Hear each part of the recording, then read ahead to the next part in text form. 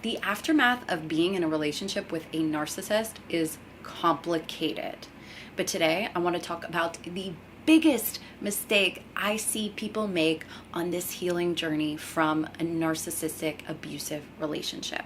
Hey guys, welcome back to my channel. I'm Kristin, a life and relationship coach and a clinical hypnotherapist that helps women heal after toxic relationships, love themselves, and create healthy and happy love in their lives. Don't forget to subscribe to the channel and hit that notification bell so you can get notified when I bring you new content every single week. Okay, so there is no sugarcoating this. Relationships with a narcissist or you are experiencing narcissistic abuse are devastating. And if you have not experienced that, people don't know really what you're going through, right? Even if you're speaking to a therapist or a counselor that has never dealt with or is not knowledgeable when it comes to narcissistic abuse, it can be really, really hard because they just don't know what you're experiencing. They don't know the level of manipulation. They don't know that feeling of just total devastation and confusion and like what even is life. And if you're dealing with this currently or you've dealt with that on your journey, I know you know what I'm talking about. And if that is you, leave me a comment below. I want to know what your experience is like. I want to know where you are on your healing journey. Now, if you are in that position where you've gotten out of that relationship and you're clearly on here on YouTube right now looking up things about narcissistic abuse, looking up things about what happened, it's perfectly normal, natural reaction to want to identify what it even is that just happened to you in your life because it feels so crazy. And I get that. And what a lot of people get sucked into is getting massive amounts of information about narcissists, about how they work, about why they do the things that they do, about all of the terms like gaslighting, love bombing, what are flying monkeys, what's hoovering, what's hooking, what's this, what's like all of these things that you can find. I mean, there's channels on YouTube that have millions of views with these videos all about these terms and all about these things. And while yes, it is important to try to make sense about what you have been through, do not mistake getting information for healing. And when you are focused totally on just getting information, I want you to realize that that is still making your life about the narcissist, whoever that narcissist was in your life and whatever kind of relationship that was. When you are obsessed with getting all of the information and figuring out everything that there is to know about that, you are impeding your healing.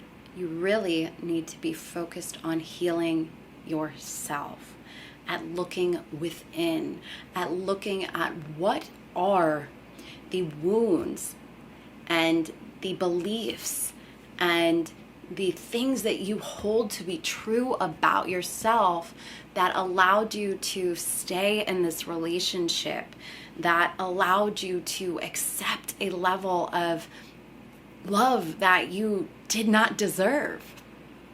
These are the things that need to be looked at in order to move forward. That has to be number one, changing the focus from what this person did and all of the things that you experienced and trying to validate everything that you went through and joining support groups that everybody just talks about everything that happened to them and sharing in those stories. That can be helpful for a short time to know that you're not crazy. It happens to other people. It's actually pretty common. That is helpful to know, like, oh my gosh, this is actually a thing that happens to people. But once you know that, once you've been there, you want to spend like 90% of your time healing yourself and focusing on you, and maybe like 10% of the time learning more if that's what you really feel called to. But you want to keep the focus on you and what you can do to improve yourself and to break those patterns so that you never have to experience this again in your life. You have to go within and look at your self-worth and look at the way that you show up in your relationships, because the reality is relationships are our mirrors. They actually help us to see ourselves. And I know that if this is the first time you're hearing that, that can sound harsh. Like, what do you mean this person was terrible and awful, and what are you saying, that I'm like them? No, that is not what I mean. That is not what I'm saying. I'm saying that if you had core wounds that said you weren't good enough, that you weren't lovable for just being yourself, you are going to be in relationships that validate that belief for you, that validate, yes, I am not enough, that validate, yes, I am not lovable, or I'm only worth love if I'm performing. You're going to attract a relationship where you feel like you constantly have to perform and do to be worthy of that love.